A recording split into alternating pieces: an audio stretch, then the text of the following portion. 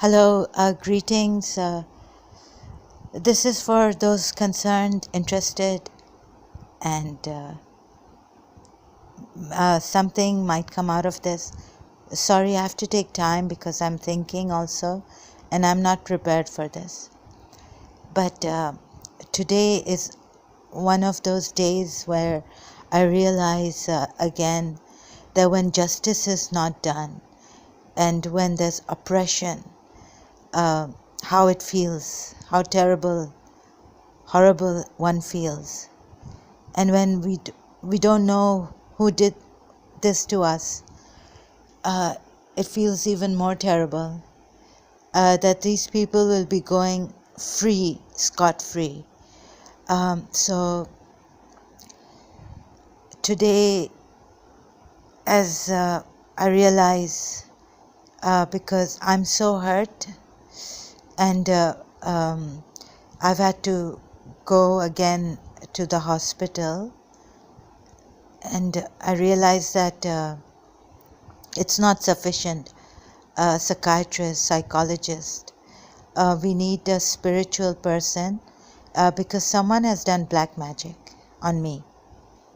And I feel very angry because I need justice, and justice cannot be done. And still I'm going on, and I will keep doing this. And about Hakim Saeed, his murder assassination case. I had done a video previously, but it sounds like incomplete.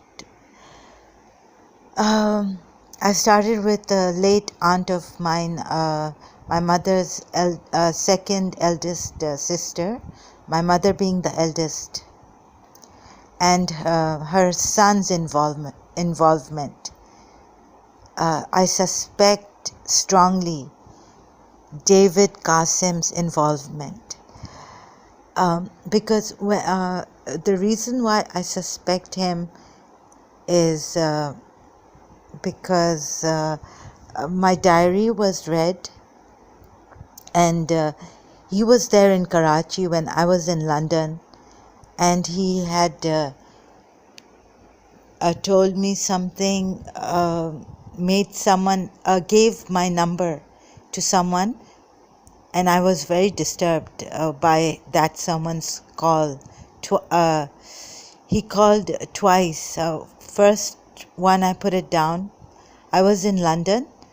I put the phone down on him, and then again he called me. So I felt very irritated. And David Qasim had met him at Nadia coffee shop. Now, before going to the United States of America, David Qasim's name was Hassan Qasim. Qasim, his father's name, late now, because the father's also passed away. And so, like in Karachi, we get these crank calls, and I used to get a lot of crank calls in Karachi. Like that, these crank calls, one call followed me in London. When I was in London, I was doing my law from 1996 to 1998. And so there was a call for me that my husband has called. So, they keep these slips with the message. So there was my name, and the slip was there at the reception in my hostel, and it said, your husband has called. And I was single then. I'm not married, I'm single still. So I suspect David Qasim in this assassination of Shaheed Hakim Saeed of Hamdard, Pakistan. Sorry, you'll have to bear with me as I go on. It's very difficult for me to speak and about this Assassination, it's even more difficult. So, David Qasim had given my number, the London hostel number, to someone whom my friend knew and I didn't really personally know so much. And the story was that David Qasim told me that this man who called me in London, told him that I had gone out with him and I had broken up with him, like very badly, like, left him heartbroken. Sorry, excuse me, heartbroken.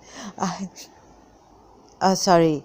So I never went out with this person. Oh my God. So it's a lie, and I know it's a lie, but I can't take names of like this because it's not really, good. Actually, this person had ditched another person that I knew, and so she was left in the lurch, and so that's why I can't take that person's name. And while I was in London, someone had come in my room, read my personal diary. The diary, I think I started to write in after graduating from St. Joseph's College. Yes, so it must be after 1993 or just maybe mid 1993-94. And that diary had a cover, a wrapping paper cover that I had covered it with. So what happened is the person tore the cover and into pieces and then put those pieces in between my diary pages, very randomly. And in the end, I think 1995, when I was going to London, and the principal was now in Hamdard College School, Mrs. Munira Gulzar, who was my principal in St. Joseph's College. So I wrote a note to her. I'm not sure, I can't remember if I sent that note to her, but in a card or a letter. But I wrote this note to her that may she receive a miracle in Hamdard, her new college. Oh yes, and because in 1997, when I had come from London for one vacation to Karachi, I was getting these threats that we will give your principal cancer. And due to my own problem that I was in, I didn't contact my principal when I was in Karachi, while having these in Urdu we say viswasas, like these intuitive, like someone is trying to tell me, like shaitan's whisper, that we will give your principal cancer. But it wasn't like schizophrenia at that time. Excuse me. It wasn't like these voices now that I have. Yeah, so sorry, I had taken a break and I can't remember exactly where I was. But someone had read my diary, and yes, I'd written that may the principal, Mrs. Munira Gulzar, get a miracle in Hamdard, her new school. Yeah, so this cousin of mine, David Qasim, I suspect him strongly. And another aunt, his mother's second youngest sister, second youngest sister, a very dodgy person, got possessed in my room, old house, and was involved in getting me out of Karachi American School, was involved with those people who wanted me out of Karachi American School. Yes, and she went to Canada, and David Qasim went to the United States. So if investigation can take place, someone can inquire, get Mutahar Usmani, the daughter of jinns. And yes, I have to take my own time to speak about this when I want to, because it's very difficult. I get very agitated, aggravated and stuff. So I need to speak when I can speak. And even then, I'm not well prepared for this. When I do speak, my condition is like this. And the suspects have just gone scot-free. They are into very dodgy, like very, very dodgy, clever and cunning, conniving. And so, no fear of God, but Mutahar Usmani praised and prays namaz and recites Quran, and she even knows about some of the chapters, like, if you want to get your husband as married again, and if you want your husband to get a divorce. So she was telling me which whole chapter to recite. Tawbah. This is really bad, really bad. So this is how she uses the Quran. And I've had dreams against Mutahar Usmani, like, doing, Nauzubillah, she has done, what is that called? Sacrilegious thing at the Holy Kaaba. Yes. And yes, many other such dreams I've had against Mutahar Usmani. So these people, I suspect strongly, involved in Hakim Sayyid's assassination. And so you see here, I can speak via the mobile, record this, and I can hold my head if I like, and I can rest my back and my head at times. So it's very, very difficult. My condition is very bad, and yet I have to talk about this.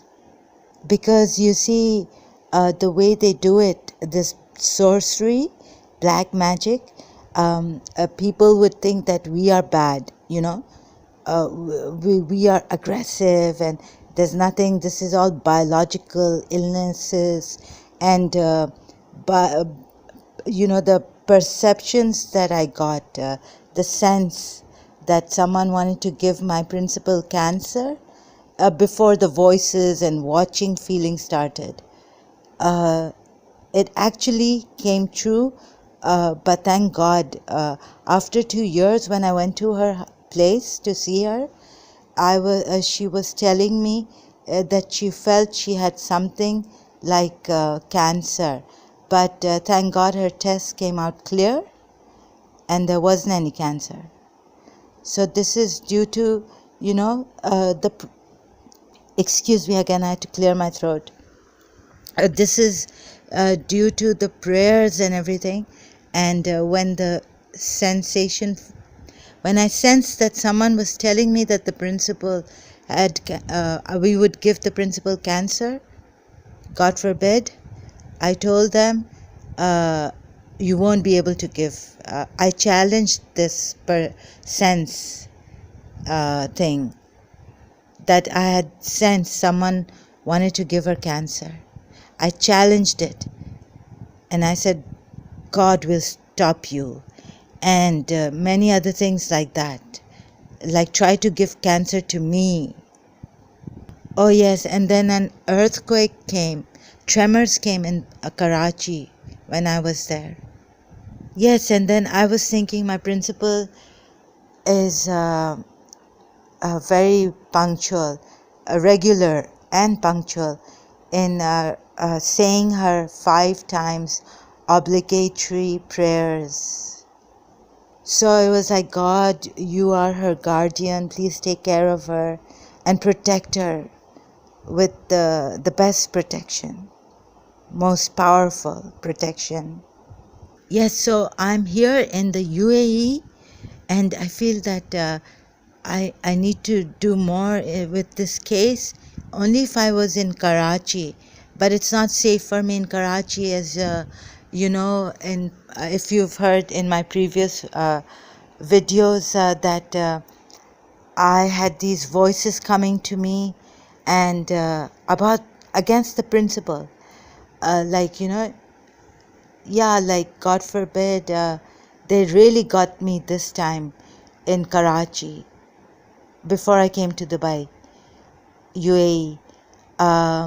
They were telling me, no, they were sending these voices of the principal screaming, and at first it was very bad, but then I got used to it. But I got very bad breakdowns, and you know, like, God forbid something really bad was being done to her.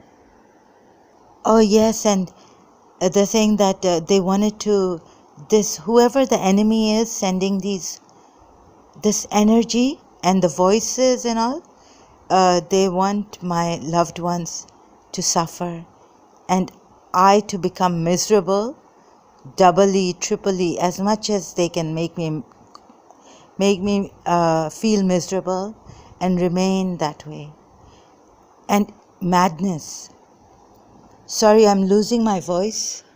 Yes, so this is another reason why I feel that someone from my side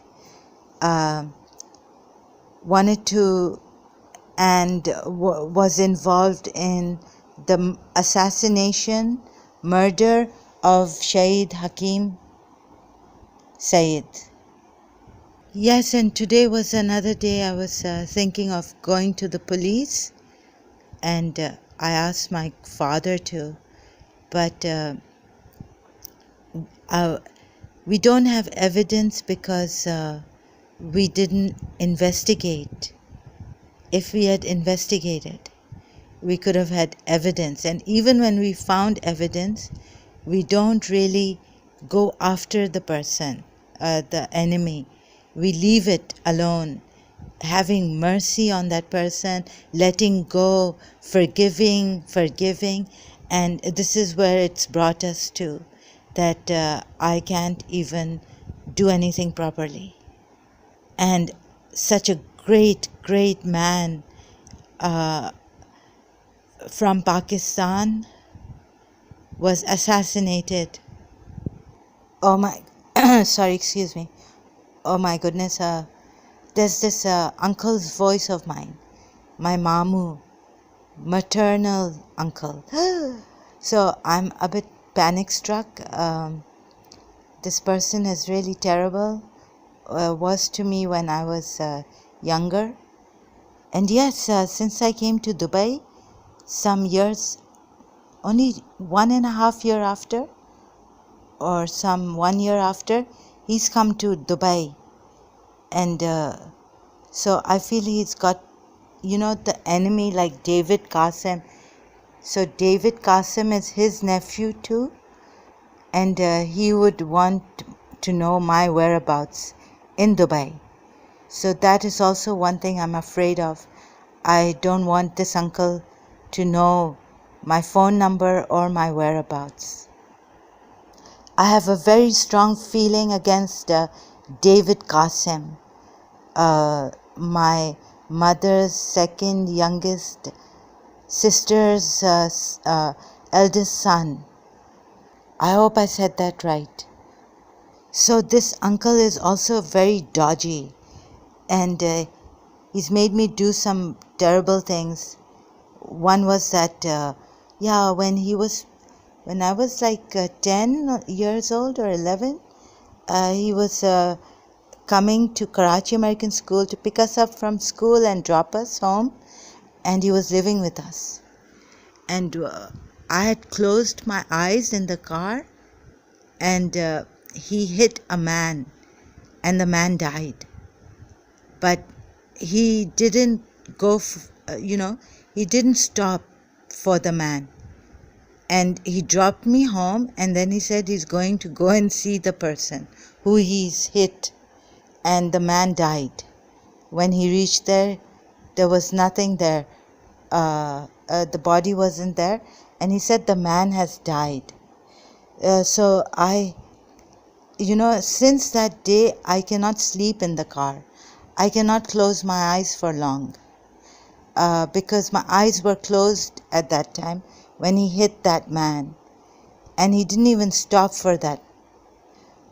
Stop there when he hit the man.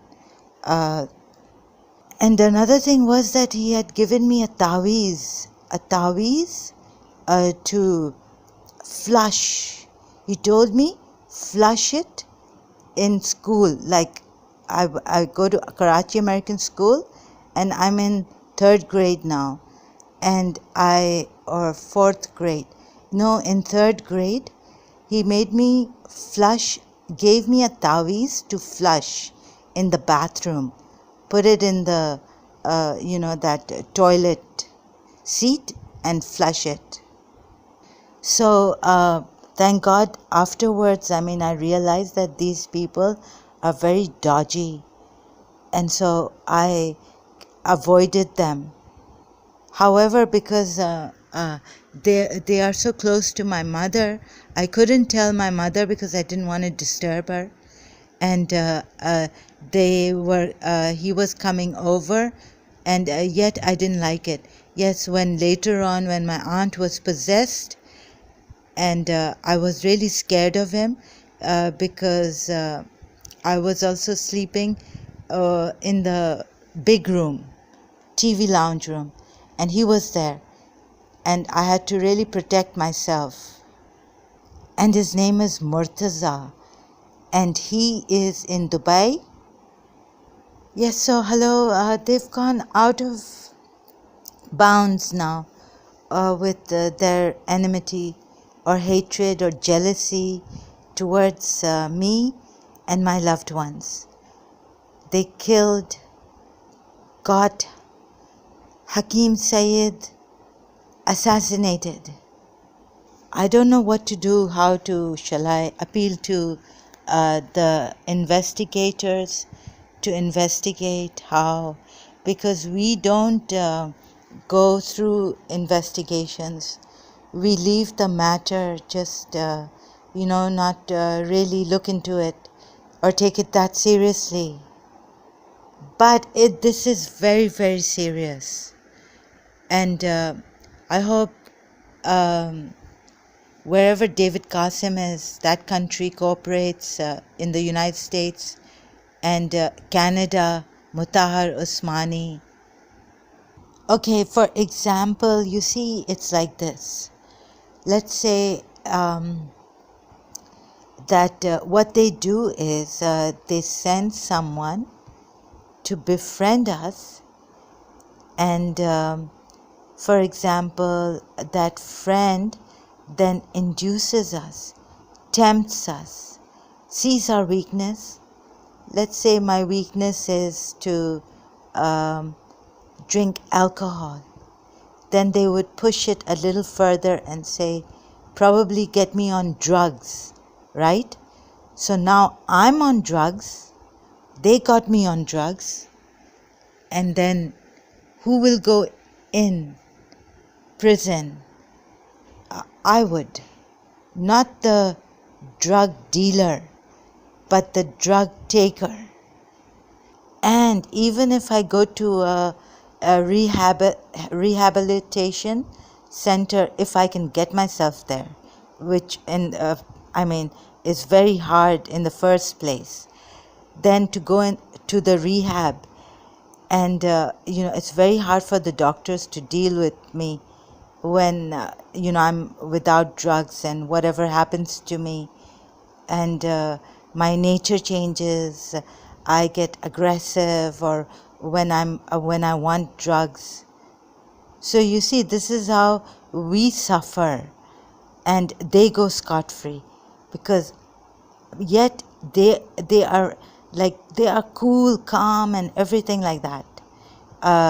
They don't give you trouble in the sense that not you can't see it. They're doing it behind our backs, like these drug dealers. And so these people, the court people, or whoever was investigating initially Hakim Sayed's assassination case. First they thought it was MQM people who did it. But I can tell you that it's not MQM. It's the Nawaz Sharif people. Why Nawaz Sharif? Because Mutahhar Usmani used to tell me that Nawaz Sharif, her in-laws knew, and used to go to Mutahhar Usmani for these divinations like falls and all, and the jinns telling her things. Oh yes, like if I accept her help, her jinn's help, her evil spirit ghost's help, that means that I would get high marks I would have gotten high marks in let's say general history in St. Joseph's College in my third year or final year. Yes, and then things would just I would become so lucky, and if I don't take help from her jinns, then I would become so unlucky, and something would happen, like some mishap would take place, or I would get sick on that day and would miss my exam, or I would mess up the exam paper, or not tie my papers properly, booklets or extra papers like that.